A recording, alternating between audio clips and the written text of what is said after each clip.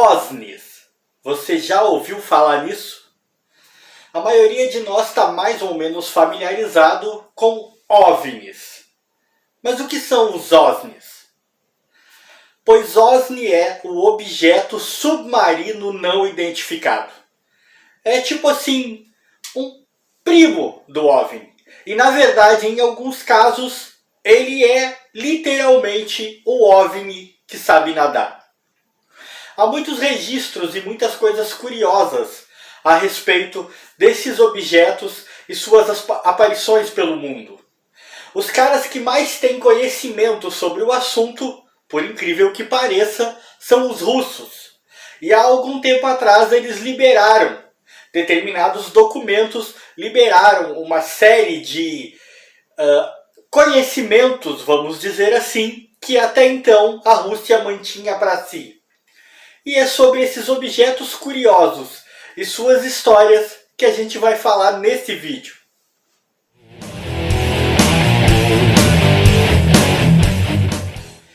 Os tais documentos liberados pelos russos remontam a um período em que eles tinham um grupo especial que estava fazendo justamente isso.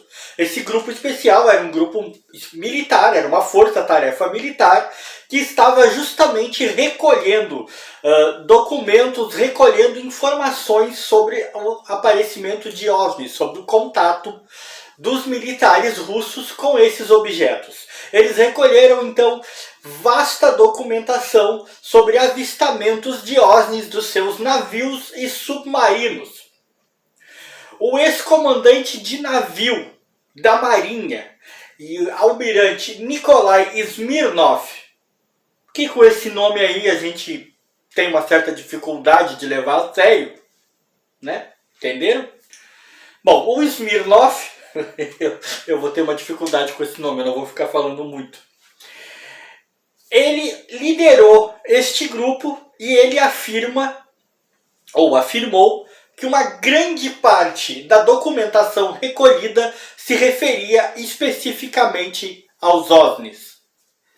Já Vladimir Aziraza, que é um ex-oficial da Marinha Russa e um famoso ufólogo, disse que os documentos liberados pelos russos têm um valor muito grande e que se você analisar a questão dos OVNIs pelo mundo, não só na Rússia, segundo ele, 50% dos avistamentos, no mínimo, estão ligados a oceanos, lagos ou até rios.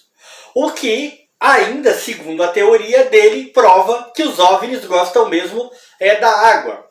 E talvez venha daí a raiz da questão dos OSNIs.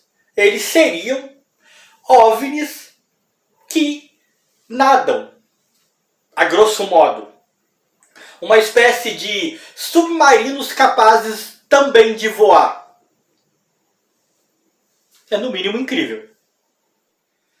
Um ex-comandante de submarino chamado Yuri Berkov afirma que muitos acontecimentos, muitos relatos estranhos se deram no tão conhecido Triângulo das Bermudas. O Triângulo das Bermudas, creio que a maioria das pessoas sabe, é um lugar famosíssimo pelos incidentes de desaparecimentos de navios, aviões e aparições de OVNIs e de OSNIs também. Ele criou uma fama, até de certa maneira, muito sinistra ao longo dos anos. Embora haja até hoje quem diga que nada do que acontece lá é assim tão incomum. De qualquer maneira, o nosso amigo Yuri relatou que quando eles estavam naquela região sempre havia incidentes de interferência nos instrumentos de detecção dos submarinos. E segundo ele, tais interferências vinham dos OSNIs. Ele também relatou que eles acabaram detectando esses OSNIs movendo-se em velocidades que iam de 230 a 400 km horários. Tal velocidade já seria incrível e quase impossível na superfície, o que dirá no oceano. Como a resistência da água é muito superior à resistência do ar, Especula-se então que esses objetos, podendo se mover em tamanhas velocidades, só poderiam ser construídos com materiais que nós nem conhecemos, uma tecnologia muito superior à nossa. Os defensores dessa ideia também afirmam que essas naves, esses objetos, como vocês preferirem chamar, para poderem existir, só podem ter sido construídos por alguma civilização subaquática muito avançada. Observadores dizem que os OVNIs aparecem com mais frequência em locais onde existe grande concentração de tropas da OTAN, próximo às Bahamas, Bermudas, Porto Rico. Eles são frequentemente vistos também aonde o oceano é mais profundo e ao sul das Bermudas e no Mar do Caribe. Na verdade, fala-se que ali próximo a Porto Rico, na região de Porto Rico, existiria inclusive uma base subaquática de OVNIs, devido à grande incidência de avistamentos e incidentes em toda aquela região, que inclui, claro, o famigerado Triângulo das Bermudas. Ficam todos ali, né, muito próximos. Mesmo assim, eu confesso que eu sou um cara muito interessado nesse tipo de assunto. Eu tenho na minha coleção aqui nada mais do que, acho que são 3 livros falando especificamente sobre o Triângulo das Bermudas. Eu confesso que mesmo assim, mesmo com tudo o que eu li, eu acho essa ideia de base subaquática, de OVNIs, uma coisa bem forçada. Mas os acontecimentos estranhos aconteceram, foram registrados, e muitos deles realmente carecem de explicação. Isso não dá para discutir. Houve uma ocasião em que um submarino nuclear russo, que estava em missão de combate, de repente detectou 6 outros objetos não identificados ali, próximo dele, na profundidade do oceano. Eles acabaram descobrindo que não conseguiam se livrar desses objetos. A tripulação tentou se livrar deles, movendo-se a toda velocidade, mas eles conseguiam acompanhar com grande facilidade. Então o comandante acabou pedindo para que eles emergissem. Assim que eles subiram para a superfície, os objetos fizeram a mesma coisa, só que com uma diferença, ainda segundo o relato dessa tripulação de submarino. Os objetos que os perseguiam subiram, também emergiram no caso, só que eles saíram do oceano, levantaram voo imediatamente e desapareceram a grande velocidade. Esse tipo de acontecimento acabou se repetindo em outras ocasiões, foi relatado por outras pessoas, inclusive civis, acabaram relatando coisas do tipo. Objetos que vinham do fundo do oceano, subiam, alçavam voo e desapareciam. É uma coisa meio padrão quando se fala de OVNIs. O Lago Baikal, que fica na Rússia, não é à toa que os caras são os que mais manjam de OVNIs, e que é o lago de água doce mais profundo do mundo, é outro local muito rico em relatos de avistamentos de OVNIs. Não só de OVNIs, como de OVNIs.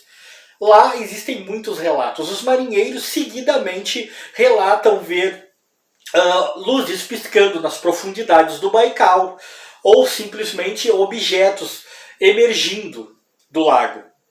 Inclusive, em certa ocasião, em 1982, aconteceu um dos fatos mais marcantes no que se refere ao contato humano com os que seriam os possíveis tripulantes desses OVNIs. Um grupo de mergulhadores militares estava no Baikal quando, a uma profundidade de 50 metros, teriam avistado um grupo de criaturas humanoides vestidas com trajes prateados.